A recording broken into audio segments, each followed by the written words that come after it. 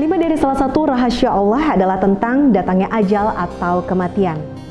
Tidak ada yang tahu kecuali Allah kapan dan di mana ajal akan tiba. Dan sebagai seorang muslim, kita sangat dianjurkan agar senantiasa selalu mengingat akan datangnya ajal, agar kita selalu berbuat baik demi bekal kita di akhirat nanti. Perlu diketahui, prosesi kematian seseorang akan melalui beberapa fase. Fase sakit, fase sakaratul maut, dan fase penghembusan nafas terakhir.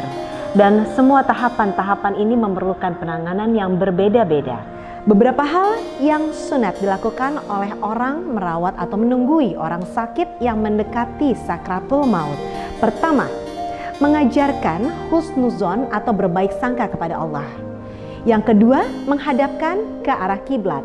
Yang ketiga, menjauhkan seseorang yang berhadas besar dari sisinya. Yang keempat, meminumkan tetesan-tetesan air ke tenggorokannya. Dan yang 5, membacakan ayat-ayat suci Al-Quran. Di antaranya membacakan surat Yasin agar merasa nyaman dan tenang, membacakan surat Ar-Rod untuk memudahkan keluarnya roh, serta mentalkinkan kalimat tauhid.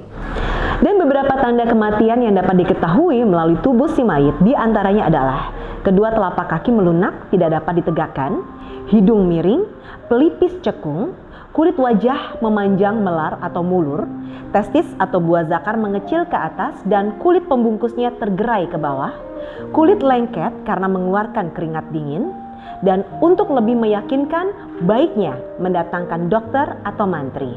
Selanjutnya, tindakan yang sesegera mungkin dilakukan setelah teridentifikasi positif kematian adalah: pertama, memejamkan mata mayit. Kedua, mengikat dagunya dengan kain ke atas kepalanya. Ketiga, melemaskan persendiannya dengan cara menekuk persendiannya berulang kali agar tidak kaku dan sulit saat dirawat. Keempat, melipat tangannya seperti orang sholat. Kelima, melepaskan pakaian yang dikenakan ketika meninggal karena dikhawatirkan pakaian tersebut mempercepat proses pembusukan. Keenam, menutupi seluruh tubuhnya dengan kain dengan cara kedua ujung kain dilipat ke bawah kepala dan kaki agar tidak tersingkap. Ketujuh, menaruh sesuatu yang agak berat di atas perut mayat agar perutnya tidak membesar. Kedelapan, menidurkannya di tempat yang tinggi agar suhu tubuhnya tidak cepat berubah karena pengaruh tanah. Kesembilan, menghadapkan jenazah ke arah kiblat. Kesepuluh, mengasapi dengan bau-bau yang harum. Kesebelas, memperbanyak doa-doa yang berisi permohonan ampunan dan rahmat untuknya. Kedua-belas, melunasi hutangnya dan menyelesaikan wasiatnya. Dan ke-13, menyegerakan proses pemulasaran. Dari Abu Rafi, Rasulullah Shallallahu Alaihi Wasallam bersabda, barang siapa memandikan mayit dan menyimpan rahasianya, maka Allah mengampuninya 40 kali. Barang siapa mengafani mayit, maka Allah memberikan pakaian sutra halus di surga kelak. Barang siapa yang menggali kubur untuk mayit dan menutupkannya, maka Allah mengganjarnya seperti pahala seseorang yang memberi tempat tinggal sampai hari kiamat.